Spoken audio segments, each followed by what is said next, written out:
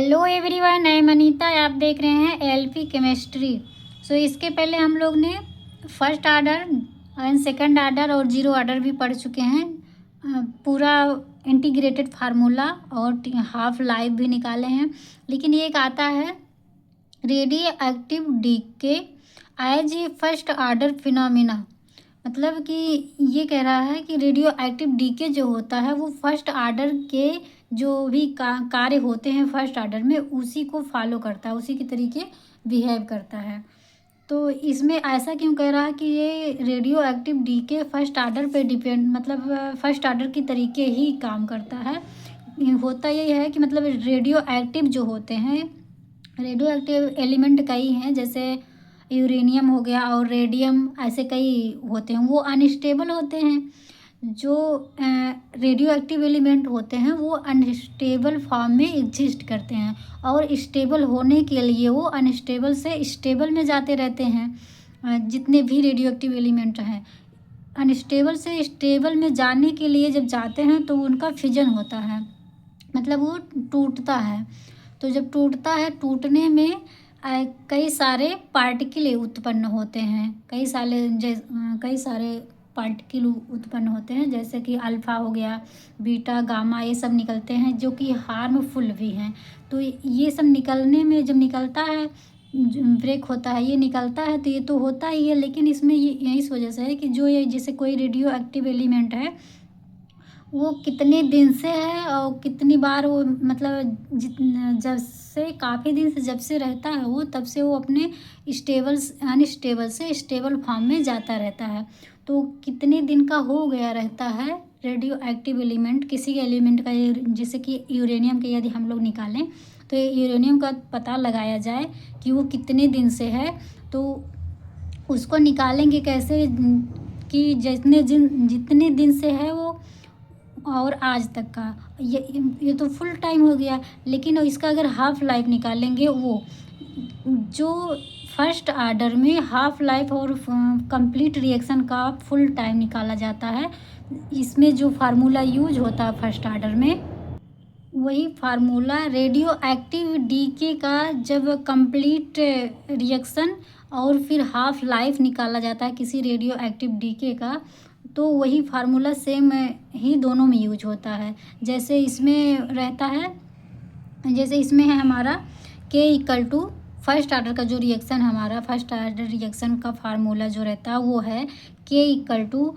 2.303 upon t log initial में से जो घटा देते हैं, मतलब ये 0 अपान 80 होता है।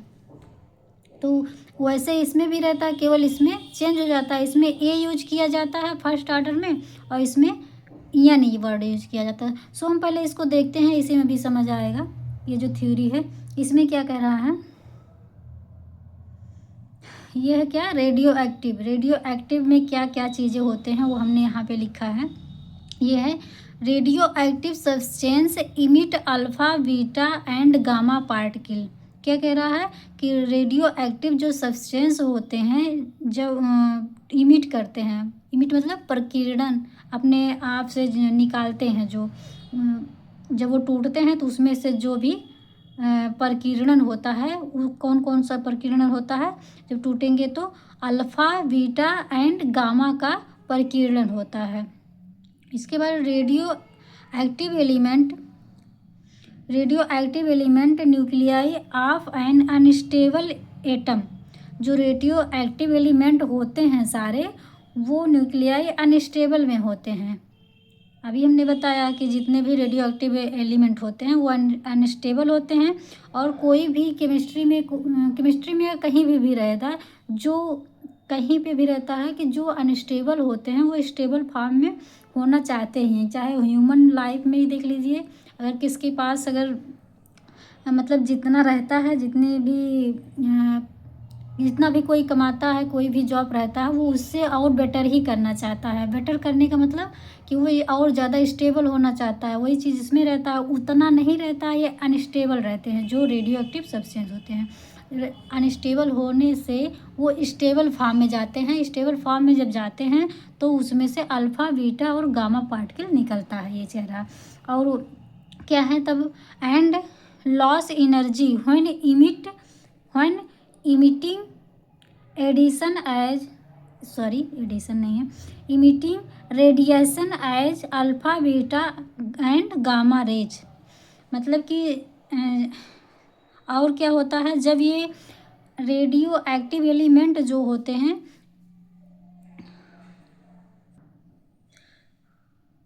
ये जब जो रेडियो एक्टिव एलिमेंट होते हैं, जब वो अपना अल्फ़ा बीटा और गामा इमिट करते हैं, निकालते हैं, तो उनका एनर्जी भी लॉस होता है और उनकी एनर्जी कम हो जाता है।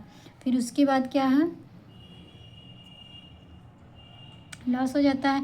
It has been found that radioactive decay follows first order reaction. क्या हुआ ये, कि जो रेडियो एक्टिव डीके होता है वो फर्स्ट आर्डर रिएक्शन को फॉलो करता है, ठीक। और the rate constant in the case of nuclear decay constant, nuclear decay के केस में रेट कांस्टेंट होता है। अब देखिए यहाँ पे है हमारा first order reaction kinetics and radioactivity में क्या यूज होता है, उससे रिलेट करके देखेंगे तो ज़्यादा समझ में आएगा। जैसे इसमें क्या होता है, अभी बोले कि दोनों रिलेट करता है। ये जो रेडियो एक्टिविटी होती है वो फर्स्ट ऑर्डर रिएक्शन पे डिपेंड करता है। तो कैसे करता है इसको देखेंगे। जैसे कि अभी तक आप लोगों ने फर्स्ट ऑर्डर में तो देखा ही है कि क्या क्या रिएक्शन होते हैं, और रेट ऑफ रिएक्शन जो निकाला जाता है, रेट कांस्टेंट क्या होता है, ये देखे हैं। तो इसमें क्या होता है उसको देखते हैं दोनों को रिलेट करके। तो जैसे यहाँ पे देखिए, इसमें जब यूज हेयर मतलब फर्स्ट आर्डर में रेट ऑफ रिएक्शन यूज करते हैं। जब निकाला जाता है कहते हैं कि रेट ऑफ किसी कोई भी रिएक्शन अगर ए से प्रोडक्ट बी में जाता है, तो प्रोडक्ट में फॉर्म होता है, तब इसको अगर निकालते हैं कि ए का रेट ऑफ रिएक्शन निकालिए, तो यहाँ पे उसको यूज करते हैं रेट ऑफ रिएक्शन निकालिए। लेकिन यहाँ पे यूज उसको करते हैं क्या, एक्टिविटी। रहेगा सेम ही, जब फार्मूला लगाएंगे सेम ही रहेगा, केवल लेटर और ये वर्ड चेंज है बस। तब ये क्या है, इसको यहाँ पे रेट ऑफ रिएक्शन निकालेंगे। अगर यहाँ बोलेंगे तो यहाँ पे बोलते हैं एक्टिविटी निकालना, रेडियो एक्टिविटी का एक्टिविटी निकालना है। अब इसमें देखिए रेट कांस्टेंट, इसको रिप्रेजेंट करते हैं के से, जो ये फर्स्ट आर्डर में आता है रेट कांस्टेंट के से रिप्रेजेंट करते हैं। लेकिन जो रेडियो एक्टिविटी में होता है यहाँ पे रेट कांस्टेंट बोलते हैं, उसी चीज़ को यहाँ पे डिसइंटीग्रेशन कांस्टेंट बोलते हैं। यहाँ पे रेट कांस्टेंट, यहाँ पे डिसइंटीग्रेशन कांस्टेंट बोलते हैं। अब इसको तो डिसइंटीग्रेशन कांस्टेंट बोलते हैं, और यहाँ पे देखिए इसको के से रिप्रेजेंट किए हैं, लेकिन यहाँ पे लैम्डा से। यहाँ पे अगर ये प्रेजेंट करेंगे तो लैम्डा से। उसके बाद क्या हुआ है, अब यहाँ पे देखेंगे ये जो है हमारा ए जीरो वहाँ पे हम फर्स्ट आर्डर और सेकंड इसमें सब बताए हैं। A0 पूरा डिटेल में पढ़े ही हैं फर्स्ट आर्डर। तो यहाँ पे A0 जो रहता है वो हमारा इनिशियल अमाउंट रहता है, लेकिन इसमें जो है A0 से रिप्रेजेंट करते हैं। यहाँ पे अगर ये कहीं पे भी रहेगा तो इसे हम इनिशियल वैल्यू मानते हैं, लेकिन रेडियो एक्टिविटी में क्या होता है, इसी को हम N0 से रिप्रेजेंट करते हैं। यही भी हमारा इनिशियल अमाउंट है, इसमें इनिशियल अमाउंट बोलेंगे। इसमें ये इंडिकेट किया गया है इनिशियल नंबर ऑफ न्यूक्लियर, यहाँ पे initial number of nuclear use करते हैं। यहाँ पे जो 80 रहता है यहाँ पे T भी यूज कर सकते हैं, कोई दिक्कत नहीं। यहाँ तो ये इनिशियल वैल्यू को हम इस तरह से रिप्रेजेंट किए हैं। अब यहाँ कोई इसको 80 या फिर केवल A ही मान लेंगे, तो क्योंकि यहाँ पे भी अगर यहाँ पे 80 करेंगे तो ये भी NT हो जाएगा, कोई नो डाउट कर सकते हैं निसंदेह। लेकिन अगर इसको ये 0 कर रहे हैं तो ये ये हमारा T टाइम पे A है, तो यहाँ पे T टाइम पे N रहता है तो दोनों सेम ही। T टाइम का अमाउंट है और ये भी T टाइम का अमाउंट है, लेकिन रिप्रेजेंट किया गया है A से, और रेडियो एक्टिविटी में रिप्रेजेंट किया गया है N से। अब इसका एक इक्वेशन कैसे होता है, इक्वेशन हमारा इसका फार्मूला होता है A=A0 e⁻−kt। अगर इस फॉर्म फर्स्ट ऑर्डर जो है वो कई रूप में रिप्रेजेंट किया जाता है ये फार्मूला, तो हमने अभी यहाँ पे 2 लिया है, तो इसी से रिलेट करके इसको बना रहे हैं। तो यहाँ पे क्या हो रहा हमारा इतना, और यही चीज़ यहाँ पे देखिए बताए हैं ऊपर कि जो टी टाइम पे अमाउंट रहता है, इसमें ए यूज करते हैं, इसमें एन यूज करते हैं। तो ये हमारा यहाँ पे N equal to N zero e की पावर माइनस लैम्डा टी। यहाँ पे के मानते हैं, यहाँ पे लैम्डा मानते हैं, और टी सेम ही रहता है, टाइम तो सेम ही रहेगा। अब ये वाला फार्मूला या फिर और मतलब या ये भी उसमें फर्स्ट ऑर्डर का ही फार्मूला है, के equal to 2.303 upon t log A zero upon A, मतलब ये इनिशियल वैल्यू है और ये टी टाइम पे। अब देखिए सेम वैसे ही है, केवल ये चेंज कर दिया गया है जो हमारा लेटर या वर्ड है। तो यहाँ पे देखिए ये के को इस वाले में रेडियो एक्टिव वाले में लैम्डा कर दिए, तो lambda equal to 2.303 upon t log n zero, मतलब ये हमारा इनिशियल वैल्यू रहेगा अपान एन, ये हो गया। अब इसी का अगर हाफ लाइफ निकालना चाहें तो दोनों से सेम ही रहेगा, केवल के का हम इसमें लैम्डा लिखते हैं और फर्स्ट ऑर्डर में के लिखते हैं। तो टी हाफ इक्वल टू 0.693 अपान के, ये हमारा फर्स्ट ऑर्डर का है। ये काफ़ी लोग जानते भी हैं, इसको भी जानते होंगे कुछ लोग जो पढ़े हैं, बट पढ़ लीजिए, रिवाइज हो जाएगा। जो लोग नहीं जानते वो ध्यान से देखें, और अगर तब भी थोड़ा बहुत डाउट रह जाता वो फिर से वीडियो स्टार्टिंग से फिर से देखें, वो ज़रूर समझ में आएगा। जब तक आप लोग मेहनत नहीं करेंगे तब तक नहीं आएगा। अगर ऊपर ऊपर से ऐसे देख लेंगे, बोलेंगे नहीं आ रहा तो आएगा भी नहीं। अगर कुछ करना है तो पढ़ना तो पड़ेगा ही, वो भी लिख लिख कर पढ़ें तो ज़्यादा अच्छे से जल्दी तैयार हो जाएगा, कम टाइम में भी। तो देखिए इसमें ये हो गया, यहाँ पे केवल एक ही चेंजिंग करना है, के स्थान पे लैम्डा सेम वही है, t equal to 0.693 upon lambda. अब देखिए ये इतना तो इसमें हो गया।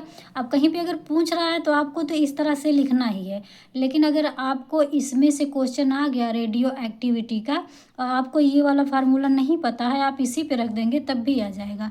लेकिन हाँ, इसमें जैसे वर्ड यूज किया है ना, एक्टिविटी, डिसइंटीग्रेटेड कांस्टेंट, इस जब ये क्वेश्चन पूछेगा इसमें रेडियो एक्टिविटी का तो उसमें ये वाला ये सब वैल्यू यूज करेगा। तो आपको पता रहना चाहिए कि हाँ एक्टिविटी क्या होता है, अब इसमें इंटीग्रेशन कांस्टेंट क्या होता है, ये पता रहेगा तभी आप जान पाएंगे। अगर ये वैल्यू नहीं याद है, ये अगर आपको याद है फर्स्ट ऑर्डर का, लेकिन ये आप जान रहे हैं कि एक्टिविटी क्या होती है, इंटीग्रेशन कांस्टेंट क्या, अगर क्या पता है, अगर आप जान रहे हैं इंटीग्रेशन कांस्टेंट को हम के बोलते हैं, तो आप यही लगा दीजिए, आंसर तब भी आ जाएगा। लेकिन अगर आपको पेपर में तो यही सब आएगा, रेडियो एक्टिविटी के क्वेश्चन पूछेंगे, और कभी कभी एक नंबर का तो रहता ही है कंपटीशन में, तो ऑब्जेक्टिव टाइप का। तो इस तरह से अगर फार्मूला दे दिया तो हमें ऐसे ही देगा, उस पर टिक करना रहेगा। तो आप अगर इतना तैयारी कर रहे हैं कंपटीशन का तो ये सब याद करना तो ज़रूरी है, तैयार करना ही पड़ेगा आप सबको। कोई भी चीज़ यदि नहीं आ रहा है उसको अगर हम बार बार लिखें, बार बार पढ़ें तो आएगा। कोई चीज़ ऐसा नहीं है जो हमें नहीं आएगा, वो बहुत टफ है ऐसा कुछ होता ही नहीं, टफ नाम की चीज़ कुछ नहीं होता। जब तक पढ़ेंगे नहीं तब तक टफ लगेगा ही। फिर अगर आपको थोड़ा सा वीडियो पसंद आया हो तो लाइक सब्सक्राइब ज़रूर करें और जुड़े रहें एलपी केमिस्ट्री से। सो मेहनत करते रहिए, पढ़ते रहिए, हार्ड वर्क करते रहिए। हार्ड वर्क मतलब स्टडी में हार्ड वर्क है, ईंटा पाथर ढोने के लिए नहीं कह रहे हैं। सो बाय बाय, टेक केयर।